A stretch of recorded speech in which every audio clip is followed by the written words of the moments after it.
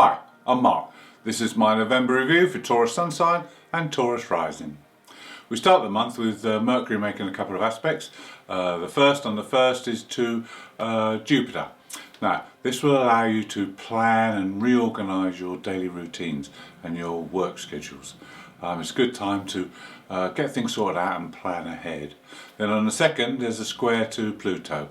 Now, this is a time when you need to keep an open mind because Mercury-Pluto can lead to obsessive thinking or being preoccupied with things. So just relax your mind and let it be open and take anything that comes. On the 4th, we have a new moon. The new moon for you is in Scorpio and it's your 7th house. It's opposite Uranus, which is in your 1st house. So there's a lot of activity, there's a lot of involvement with other people. It could be a partner, it could be a business partner, it could be teammates, friends, but there'll be a lot of input from other people during the month, and somebody or a group of people may convince you or persuade you to try something different or look at something in a different light, which could benefit you greatly. And now in Scorpio, the Sun and the Moon are both opposite Uranus, so there could be some upsets, there could be some sudden changes that happen regarding your interaction with other people, and there may be changes, but there could also be lively interactions as well that could stimulate you. Every aspect has a positive side and a negative side, so just be wary that there is some kind of opposition with other people. It could stir up your emotions because of the moon and the 7th, or it could stir up other people's emotions, but just keep calm and don't be afraid to exhibit and show your feelings to others. On the 5th, Venus moves into Capricorn, which is your 9th house, and immediately makes a positive aspect to Mercury. Now, this is a time when you'll be willing and open to learning new things, different things, and you'll be probing as well, looking into things and wanting to discover new things. This can be a little bit of adventure for you, and it could involve you actually planning some adventure in the future, or maybe going to another country or meeting people from a different area of life. On the 9th, we have a challenging aspect between Mars and Saturn. Mars is square Saturn and Saturn is in that 10th house of career, so it could be there's a blockage there, maybe an authority figure or a boss who's holding you back or stopping you from moving forward. We've got 4 days of this aspect. It's no good banging your head against the wall. Just wait and then you will find a way forward. During these 4 days, Mercury makes a conjunction with Mars, so this will increase tension. Now, it's a good time to talk about things.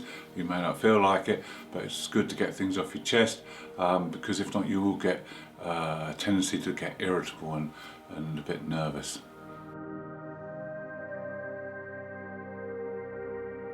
On the 12th, the Sun trines Neptune. Now, this is a good time to really sit down with people and try and understand what makes them tick and why they do things that they do, because you'll be quite probing on this day. You'll want to learn about people, especially friends and colleagues or your partners, and it's just a day when you can be compassionate and understanding and listen to them and maybe help them in a way that will allow them to move forward. Then on the 13th is a very different day because we have Mercury making an opposition to Uranus, and this brings up a lot of nervous tension and energy, and you might find that it's hard to sleep on a day like this. Your mind will be so active and buzzing. It's great to bring on new ideas, but it will be very overactive. On the 14th, there may be something that comes up from the unconscious, from the past, that suddenly comes into your mind, and it may be a past hurt or a wound, and if this happens, it's a good opportunity to heal it and let it go. On the 15th, we have more of an active day because the Sun squares Jupiter. Jupiter's in that 10th house of career. So this is a good time to get together with others and to really get on with things, but be careful not to take on too much, because there is a tendency with Jupiter to overdo things, so keep it within the boundaries of what you can achieve. We spoke earlier about the fact that someone may be holding you back with the Mars square Saturn. Well, on the 16th, Mars makes an opposition to Uranus. Now, if you work positively with this energy, you can free yourself up, you can liberate yourself and take a different direction or different action. If you don't, if you're still putting up with it, then you could have a sudden outburst of anger or rage, and you want to avoid that really. Pluto and the Sun make an aspect on this day as well, so it's also a good time to clean house and to make sure that any reforms and changes that are needed are put into practice. Also on the 16th we have the sextile between Saturn and Chiron coming into orb, and it will be exact on the 26th of November. Now this aspect we've talked about before because it's been going on all year. We had them coming together in February and in June, and this is the third and final time. So hopefully we've all learned the lesson that these two have got to teach us. And the lesson is to trust in our own inner voice and authority. Now this aspect will help us understand what's been going on this year, and to put things into perspective, and to also heal any rifts that there's been with authority figures, and help us understand why people in authority have to make the decisions that they have to. On the 18th we have two trines. Mercury trine Neptune in the 11th house. It's a time to think big, dream big, set some new aims and goals for the future, but make them achievable. And then we have Venus making a trine to Uranus. So this is Venus in the 9th house. So it's about setting a new adventure, trying something new and different, perhaps meeting people from a different background, a different culture, and putting plans in place for the future. On the 19th we have our eclipse. This is a partial lunar eclipse, and it's in your sign of Taurus at 27 degrees. So if you have a late rising degree, or if you were born in the last week of Taurus, then it's going to affect you quite acutely. What are the effects? Well, the focus is on you. With the eclipse being in the first house, there's been a lot of energy you've put into other people and helping other people and working with them. Now it's time to have a little bit of time on your own and to be a little bit self-indulgent, but not putting this at the expense of others. Now this eclipse belongs to the Saras 5 South series and is renowned for bringing good news, some joy or some happy events into your life, so look out for this.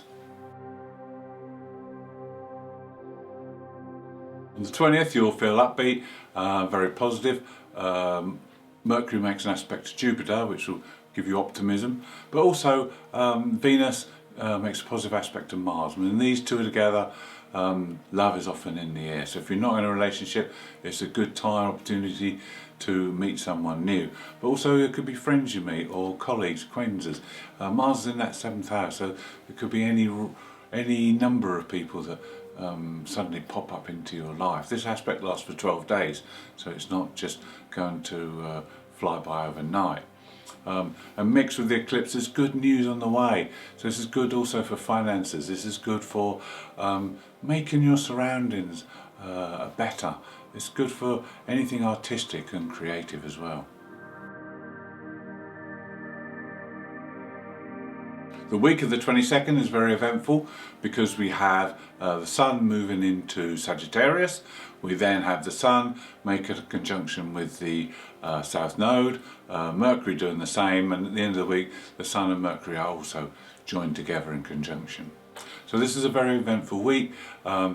Boundless opportunities to grow and evolve will come out of this, but remember you need to head towards the North Node, which is unfamiliar territory. The familiar side, the South Node, is not going to teach us anything new, so there's no good hankering around the past. If you feel restless, then it's definitely a sign that there is going to be change. Now, there'll be synchronicity of events happening that will maybe give you a clue, or there may be messages, or someone may tell you something that just lodges within, and you think, it's a eureka moment. It's time to make changes. So make use of these energies, tune into the nodes and head towards that North Node and an evolving future.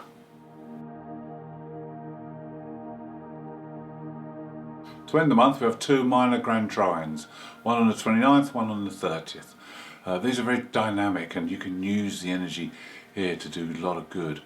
The first one's very creative because it's Mars making a trine to Neptune in water signs. So this is very compassionate, very creative, very imaginative. These two are supported by sextiles to Venus, so this adds beauty, this adds a certain flair with it. So it's a great time to use these energies together. Then on the 30th we have a trine between Chiron, the healing planet, in your 12th house, and the Sun and Mercury conjunct, and they are sextiled by Saturn, so Saturn gives them structure and organisation.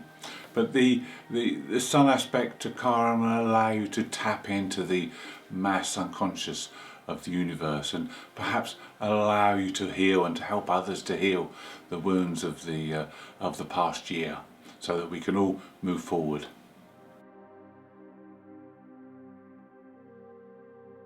Thank you for watching. I hope you've enjoyed the review. If you'd like to see more, please subscribe. If you'd like to leave me a comment, I'll be glad to hear from you.